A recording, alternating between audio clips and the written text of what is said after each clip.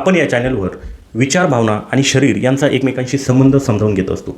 अनेकदा आजार हा फक्त शरीरापुरता मर्यादित नसतो, तर त्यामागे अव्यक्त भावना जसे भीती, अपराधीपणा किंवा जुने अनुभव लपलेले असू शकतात. आज आपण एक अशीच वेगळी आणि विचार करायला लावणारी केस बघणार आहोत. आजची केस आहे 21 वर्षांच्या मुलीची, जिला अगदी लहानपणापासून दम्याचा त्रास होता आणि जेव्हापासून पिरियड सुरू झाले होते तेव्हापासून ते रेग्युलर नव्हते. गेल्या 3 ते 4 वर्षांपासून दम्याचा त्रास इतका वाढला होता की तिला रेग्युलर इनहेलर घ्यावा लागत होता.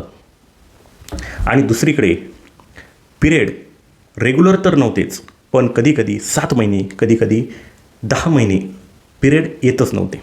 आणि यासाठी ती ट्रीटमेंट घेत होती, पण जोपर्यंत ट्रीटमेंट सुरू आहे तोपर्यंत काही महिने पिरियड रेग्युलर येत होते आणि ट्रीटमेंट बंद केली की पुन्हा जैसे ते स्थिती.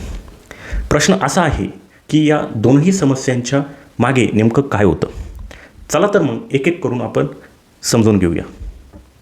नमस्कार, मी डॉक्टर दत्ता दातीर या व्हिडिओमध्ये तुमचं अगदी मनपूर्वक स्वागत करत आहे. आता दमा हा अगदी तिला लहानपणापासून होता आणि म्हणून प्रथमतः मी दम्याच्या कारणाचा शोध घेण्याच्या दृष्टीने तिला प्रश्न विचारू लागलो. आता जेव्हा आजार हा अगदी जन्मता असतो किंवा जन्मानंतर लगेच सुरू होतो, तेव्हा प्रेग्नन्सीच्या काळातील हिस्ट्री खूप महत्त्वाची असते. आणि म्हणून मी तिला प्रश्न विचारला की तुझ्या वेळेस प्रेग्नन्सीच्या काळामध्ये आईला काही भीती किंवा काळजी होती का? तेव्हा ती सांगू लागली की तिची आजी म्हणजे आईची आई ही खूप आजारी होती आणि घरामध्ये सतत तिच्या तब्येतीची काळजी होती. आणि तेव्हा त्या आजारातच तिचे निधन झाले. म्हणजे प्रेग्नन्सीच्या काळामध्ये तिच्या आईला सतत आईला काही होते का ही भीती आणि काळजी होती. 3-4 वर्षांपूर्वी तिचा दमा का वाढला या दृष्टीने जेव्हा मी माहिती घेऊ लागलो तेव्हा लक्षात आले की 3-4 वर्षांपूर्वी तिचं 12वीपर्यंतचं शिक्षण पूर्ण झालं होतं आणि पुढच्या शिक्षणासाठी तिला घरापासून दूर जावं लागलं होतं. आणि जेव्हा ती घरी आईला फोन करायची तेव्हा आईला फोन उचलायला उशीर जरी झाला तरी तिला काळजी वाटायची. फोनवर आईचा आवाज वेगळा जरी वाटला तरी तिला काळजी वाटायची. म्हणजे सतत आईच्या तब्येतीची काळजी तिला वाटत राहायची. तिचं मन सतत अलर्ट मोडमध्ये राहत राहिलं आणि म्हणून 3-4 वर्षांपासून दम्याचा त्रास वाढला होता. इरेग्युलर पिरियडसाठी जेव्हा ती ट्रीटमेंट घेत होती तेव्हा काही तपासण्या केल्या होत्या आणि सोनोग्राफीमध्ये PCODचे निदान झाले होते. PCOD हा स्त्रीबीजाशी संबंधित एक आजार आहे. आणि म्हणून मी तिला एक प्रश्न विचारला की तुला सतत तुझ्या जवळची प्रिय व्यक्ती गमावण्याची भीती वाटायची का?